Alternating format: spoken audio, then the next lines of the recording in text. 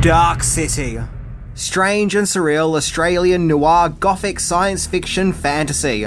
This strange tale focuses on John Murdoch, a man who is on the run for murder despite having no memory or recollection of the crime. Not only must Murdoch flee the police, but also a group of mysterious, pale-faced men known as the Strangers. Powerful beings who pull the strings of this strange world, or as I like to call them, Cyberpunk Illuminati. Murdoch discovers that the world he inhabits may not be what it seems, as the reality around him seems to defy logic. In this classic mind-bending movie, which didn't exactly make waves when it was released, but has gone on to become a classic.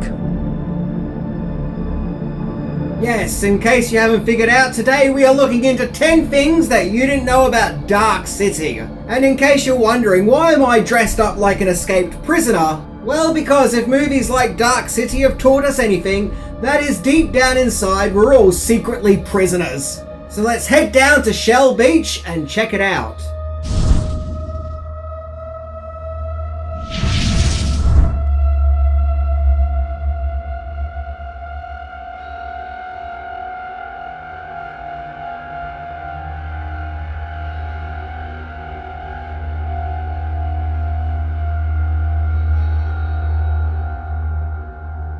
Number 10. The inspiration for Dark City.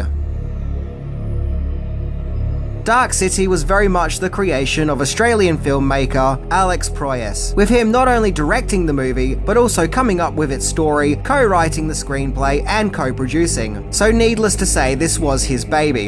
Proyas was no stranger to dark fantasy, having previously directed fan favourite The Crow, and would later go on to direct I, Robot. Proyas wanted to create a science fiction movie that focused on existential anxiety, one that was a reality-bending thriller, which was also going to have movie noir and gothic horror. He took inspiration from noir movies from the 1940s and 50s, particularly The Maltese Falcon, as well as the Twilight Zone series. So in other words, this was to be a strange and compelling mystery that was not of cinematic norms and conventions of that time. But above all, as mentioned, this was to be a mystery, be that a subjective mystery. Number 9. The genesis of Dark City. Proyas started writing the script as early as 1991, and the original script of Dark City was quite different to the final film. It was more explicitly described as being set in the 1940s, whereas in the final film, once again it's open to interpretation when the movie takes place or where. The main focus was on the detective character, Frank Bumstead, as we see him try to solve a murder, but the facts of the case don't add up, which causes the character to go down a rabbit hole of insanity, where the reality around him starts to fall apart. And back in this early script, the term tuning was originally referred to as the occasion. David S. Goyer was asked by an executive to work on the script of Dark City to, quote, make it less weird. And thankfully, after reading the script of the movie Blade, which Goyer also wrote, Alex Proyas was impressed and happy for Goyer to help him write the script. Also on board helping to write the script was fellow scriptwriter Lem Dobbs, who, interestingly, also co-wrote the script for the Michael J. Fox comedy The Hard Way. Yeah, just putting it out there. As the script evolved, the focus changed from Inspector Bumstead being the main character to the supposed criminal, who was originally called Walker but would become John Murdoch. However, the fact that the script consisted of 3 scriptwriters caused a stir with the Writers Guild of America, as for some weird reason they didn't want to have 3 writers credited for Dark City, but they eventually gave in.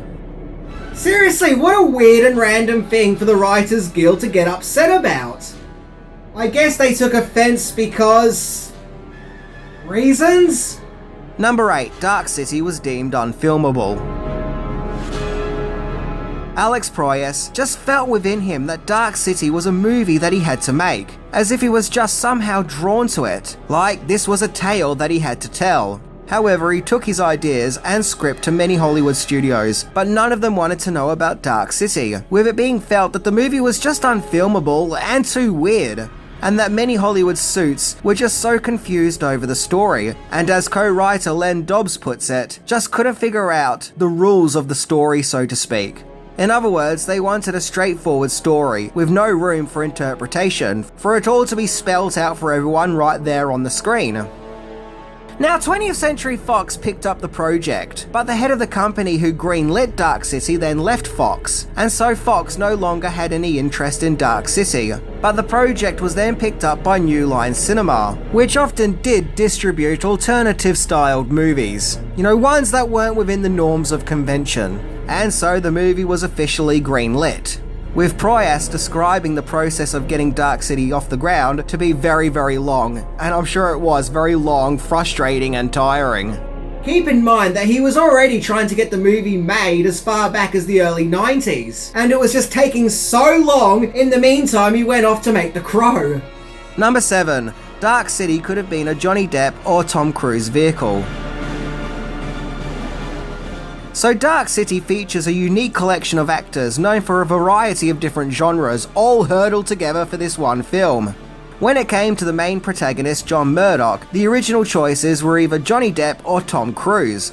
But it was felt that the part should go to an unknown, because if Johnny Depp or Tom Cruise was cast, people wouldn't see the character, but Johnny Depp or Tom Cruise.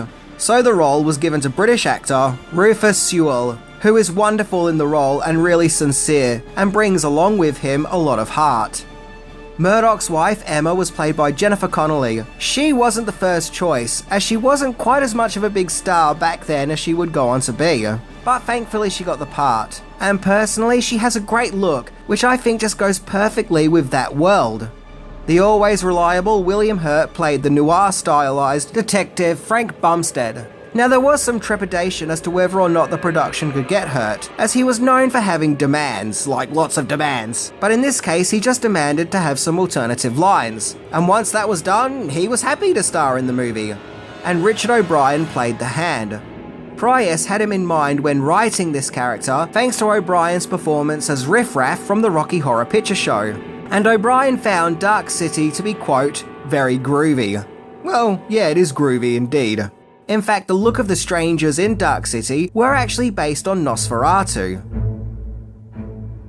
Number 6. Kiefer Sutherland thought the script was sent to him by mistake. So it's here we get to the character, Dr. Daniel P. Schreiber. Now, this character was actually based on a real-life German judge called Daniel Paul Schreiber, who in real life suffered from paranoid schizophrenia and possible other mental illnesses. The original choice for the part was Ben Kingsley, but that didn't happen. So instead, the focus was then put on Kiefer Sutherland. And when he got the script, he was confused, as he thought the script was sent to him by mistake, and that the production in fact actually really wanted his father, Donald Sutherland. I mean, after all, you can't blame him. This was pre-24 Kiefer Sutherland, where at that stage he was mainly known for that guy who starred in those coming-of-age youth movies of the late 80s and early 90s, like Stand By Me, The Lost Boys and Flatliners. So this was completely out of the park for him. But no, the production didn't want Donald Sutherland, they did indeed want Kiefer Sutherland, so he was cast. However, Kiefer Sutherland did have a funny quirk behind the scenes when the cameras weren't rolling. Sutherland had a lasso and would keep using the lasso on members of the cast and crew. Why? Who knows, maybe he just really likes lassos.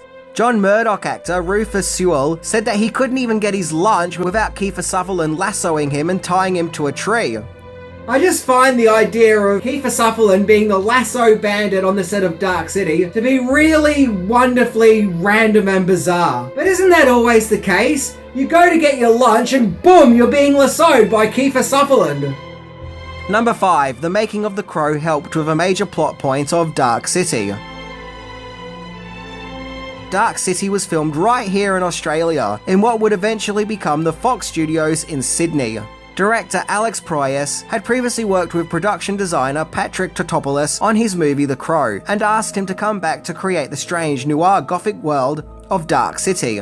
For the look of the city, Totopoulos wanted it to look like it's everywhere but nowhere at the same time. A sort of city that's been built up of pieces of other cities. A city that you could easily get lost in, as some of the infrastructure looks like New York, whereas other parts look like a European city. It's also been said that Terry Gilliam's Brazil and the silent science fiction masterpiece Metropolis and Blade Runner were also an influence on the look of Dark City. The look of the movie was to have what's known as industrial toxic lighting, making the world look diseased and dirty, but also uniquely beautiful in its own way. Now, a major plot point of Dark City is how the buildings are able to distort and change and move. It is said that this idea came to Prius while making The Crow, where during the making of that movie, parts of the set, namely the buildings, would have to be moved around, a similar phenomenon which happened during the making of Tim Burton's Batman movies, and so that's how that idea came to be. Incidentally, the Stranger's impressive lair was a set that was built in, of all places, a fairground in Sydney. And I swear that giant head statue in the Stranger's lair inspired the head statue in Prometheus. Number 4. Title Fiasco. Well, the title Dark City is pretty spot on. The movie does indeed feature a city, and it is indeed dark. Literally. So it's exactly what you get on the tin. No false advertising here. However, the studio had worries about the title of Dark City, as shortly before Dark City came out, a hostage siege thriller called Mad City also came out, which starred John Travolta and Dustin Hoffman, and the studio were worried that audiences were going to get Dark City confused with Mad City, so some other alternative titles were suggested, including Dark World or Dark Empire. But thankfully the production stuck with the title of Dark City. Although I think the title of Dark World or Dark Empire are just fine, really the movie is all about the city. That's the entire premise of the movie, this city. So it really does make more sense to call it Dark City. Yes, I think this is definitely a case where common sense shined through. Number 3. The Matrix Connection. It goes without saying that there are many striking similarities between Dark City and The Matrix, with Dark City coming out in 1998 and The Matrix coming out in 1999. Some people even believe The Matrix took a lot of influence and inspiration from Dark City, and that if there was no Dark City then there probably would be no Matrix. After all, both movies are about a character living in an artificial reality that can be distorted, of which can give the main protagonist superhuman abilities. Both movies feature boogeyman-styled villains who all look alike and control these artificial environments. Both movies have a noir look and feel, along with a cyberpunk aesthetic. Both movies have what looks like a green tint put over the picture, especially when in the fake worlds. And of course, both movies were filmed in Sydney, Australia. In fact, according to IMDb, some sets from Dark City, particularly the rooftop set, were actually sold off to The Matrix's production once the filming of Dark City wrapped up, with the sets being recycled for The Matrix. I can actually remember being a kid and watching the Australian E! Entertainment show, and the hosts were discussing this new upcoming science fiction movie called Dark City, which was filmed in Australia, and was going to be a groundbreaking, reality-bending movie that was going to change sci-fi, only for Dark City to be forgotten, only to then get replaced by The Matrix, which was now being announced as the new groundbreaking movie that's going to change sci-fi. Yeah, The Matrix totally swooped in and took Dark City's glory. And I swear, E! Entertainment's segment about The Matrix almost felt identical to its previous one of Dark City, but maybe that's just me. Only, unlike Dark City, The Matrix did take off and was extremely successful and became one of the biggest and most influential science fiction movies of its time. So why did Dark City, which came out first, get forgotten, whereas The Matrix would reach unprecedented heights of fame and fortune? Well, my guess is that yes, like Dark City, The Matrix is strange and surreal, but it also felt more like a mainstream Hollywood movie, you know, like the Hollywood suits originally wanted. It starred Keanu Reeves, who was a big sought-after actor at that time, and was an actor that was going to draw in the young crowd. And it featured more explosive action set pieces, making it more of an action movie. And well, I just guess that caught the palate of audiences at that time. But remember, no matter how original people might say The Matrix was, Dark City came first. Number 2. Studio interference. The test screening of Dark City created some problems, as it became clear that many test audiences were just lost and didn't understand the movie. So rather than making a strange and surreal movie that's left for interpretation, it was decided to somewhat dumb down Dark City, in an attempt to appeal to a wider mainstream audience. So the studio got involved and changes had to be made, namely the movie starting with a voiceover narration by Kea Suffin, which explains who the strangers are and basically the entire plot and what's happening. In other words, the mystery. Now, Dark City is a movie built in mystery, and now the mystery was taken away, with this new cut of which there would have been no build-up or intrigue for the audience, as they would have known exactly what was going on, which in my opinion robs Dark City of its greatest appeal. And in my opinion, Dark City was never meant to be a mainstream movie that's meant to appeal to everyone. But you know what? That's okay. Sometimes obscure movies that don't fit the mold of conventions can actually make for a really enjoyable viewing experience and make them more unique. A director's cut of Dark City would eventually be released, which was closer to Price's original vision, with the opening narration removed. And I'm glad I saw the director's cut first, as I got to experience the mystery of what's happening rather than it being spoon-fed to me from the start. Once again, going back to The Matrix, well, imagine if that movie started with a voiceover narration that pretty much explained that Neo is living in a simulated world controlled by robots. Do you see what I mean? It robs the viewer of the journey, the experience, and the discovery, and thus doesn't make that journey quite so special anymore. I'd much rather slowly figuring things out for myself, without the movie just assuming I'm dumb. Also, in the later days of production, Dark City was hit with an R rating, despite the fact that the production didn't feel the movie warranted an R rating, and that it was being rated R for no other reason other than the movie was just really weird, so more violence, swearing, and nudity was added. I guess the attitude was, well, if this thing's gonna be R rated now, smoke if you got 'em. And no, that wasn't an endorsement of smoking, but a figure of speech. Number 1. Dark box office bomb. Dark City was released in February 1998, and financially speaking, the movie was a dud, with it only making $27.2 million on a budget of $27 million. Yep, the sad reality is, Dark City only made $2 grand. So instead of the audiences asking who are the strangers, this was more of a case of where the heck even is the audience? I guess at that time everyone was too busy watching more comical, light-hearted movies, like The Wedding Singer and Blues Brothers 2000. Blech, yuck! However, despite its box office shortcomings, Dark City did get some critical acclaim. Okay, there were some naysayers who thought that it was style over substance, and that the movie looked pretty, but it was in fact really just a hollow shell. I think most critics actually did really appreciate it, and it was by no means a hollow shell. As Price puts it, if anything, it probably had too much substance. The movie's look and atmosphere was widely praised and did get a lot of acclaim. In fact, Roger Ebert really loved Dark City. So much so, not only would he go on to call Dark City the best movie of 1998, but would also record an audio commentary DVD track for Dark City. In other words, this guy loved this movie, and it seemed that he couldn't get enough of it. I remember at the time, Dark City came and went, and didn't garner much attention. I wonder if the marketing hurt it. Let's be honest, the movie's poster isn't particularly flattering, nor does it stand out or grab you. Well, at least in my opinion anyway. However, in time, Dark City has gone on to gain a massive following, and has become a highly respected movie, with many claiming it to be a masterpiece, and a visual delight. I recently spoke about the movie Office Space, and how that movie was a box office flop, but really in the grand scheme of things that doesn't matter, as the movie had bigger plans, as later down the track it would become a very important film, way more important than how much money did it make. Well, I feel the same about Dark City. It was an ambitious movie that had bigger plans other than just being a box office crowd pleaser.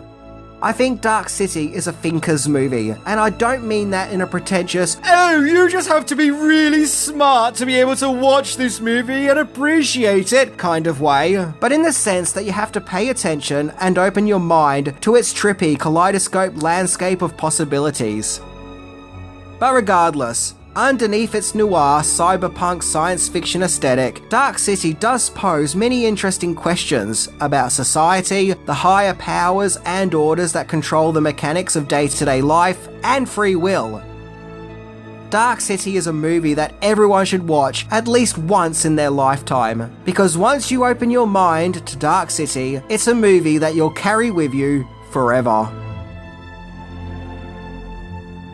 I suppose never judge a book by its cover. A movie may look confusing or like it's not your own personal cup of tea, but you never know. You might be missing out on a masterpiece, a classic. And Dark City is definitely all the above. Anyway, I'm Minty, and remember, the Dark City was the Matrix before the Matrix was even matrixing. See ya!